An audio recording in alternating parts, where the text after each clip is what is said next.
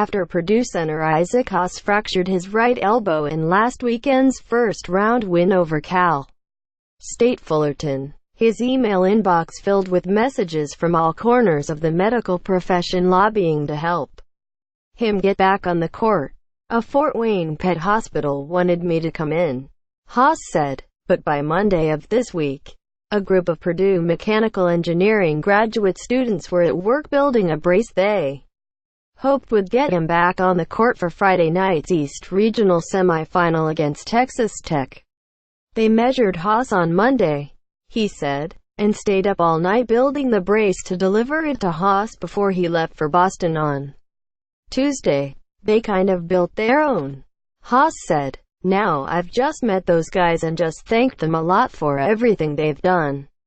Quote, Haas, who at 7'2" and 300 pounds is one of the most formidable forces in college basketball, clutched that brace at his locker at TD Garden on Thursday.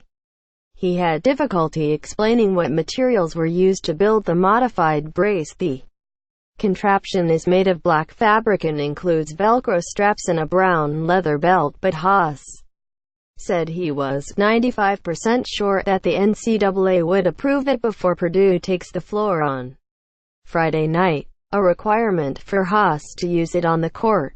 Still, Purdue coach Matt Painter said Thursday that it remains unlikely that his senior center will play. "He didn't practice the last 2 days, so I don't see him playing," Painter said, "until he can practice and show me he can shoot a right-handed free throw and get a rebound with 2 hands. In the last 2 days he hasn't practiced, so I don't see it." Quote, Purdue originally announced that Haas would be out the remainder of the tournament after suffering the injury. He wound up practicing the day after and was hoping to play in the second-round win over Butler. But the NCAA didn't approve the brace he was wearing. Haas has held off surgery with hope that he can somehow play again before his college career is over. He said he sat down with Painter this week to discuss the risks of putting him back on the floor. "The biggest risk is falling on the elbow again and causing more damage.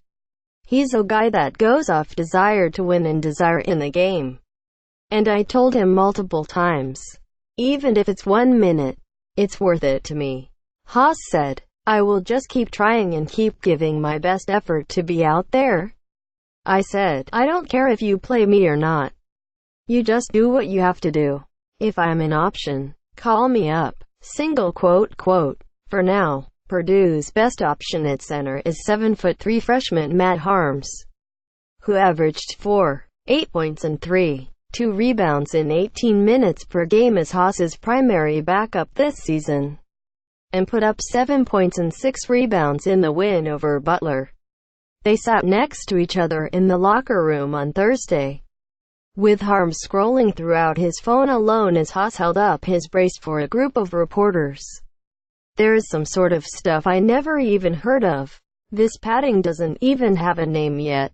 It's pretty exclusive stuff," Haas said. He eventually put the brace on and walked onto the practice floor, where he took part in light drills.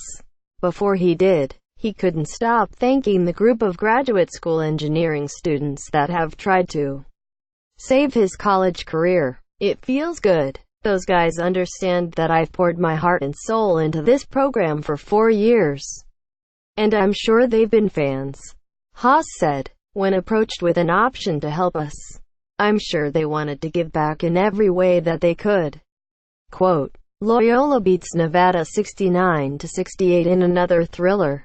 Heads to its first Elite Eight since 1963. Streaking Michigan routs Texas A&M 99-72 in West semifinals. Printable NCAA men's tournament bracket.